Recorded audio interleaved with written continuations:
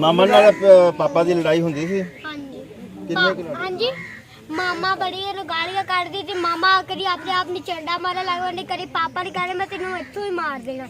ਡੰਡਾ ਫੜ ਕੇ ਤੇ ਇੱਕ ਦੂਸਰੇ ਨੇ ਕਦੀ ਮਾਰਦੇ ਸੀ, ਕਦੀ ਕੁਛ ਕਰਦੇ ਸੀ ਤੇ ਕਦੀ ਮਾਮਾ ਨੇ ਆਪ ਇੱਥੋਂ ਡੰਡਾ ਫੜ ਕੇ ਆਪਣੇ ਸਿਰ 'ਚ ਮਾਰ ਕੇ ਆਪਣਾ ਸਿਰ ਪਾੜ ਲੈਣਾ। ਮਾਮਾ ਨੇ ਆਪਣੇ ਨਾ ਕਿਸੇ ਨੇ ਕੁਛ ਕਹਿਣਾ, ਪਾਪਾ ਨੇ ਦੋ ਚਿੰਡਾਂ ਲਾਉਣੀਆਂ ਤੇ ਆਪ ਹੀ ਰੋਣ ਚੜ ਕੇ ਤੇ ਮਾਮੂ ਨੂੰ ਬੁਲਾਉਣ ਚਲੇ ਜਾਣਾ।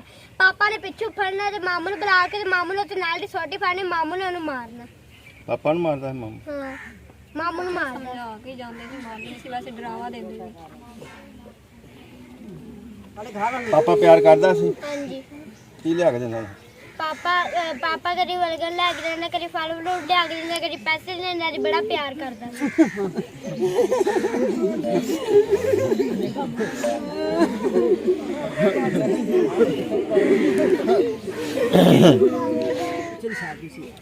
कितने दुख की बात है कि ये छोटा सा बच्चा जो कि यतीम हो चुका है और ये सब लोग रो रहे हैं इसकी बातें सुनकर। और ये बच्चा कह रहा है, और ये बेटी है उनकी, ये कह रही है कि हमारी मामा को फांसी लगाई जाए, उसने हमारे पापा को कत्ल किया है और बेदर्दी से कत्ल किया है। कितने दुख की बात है।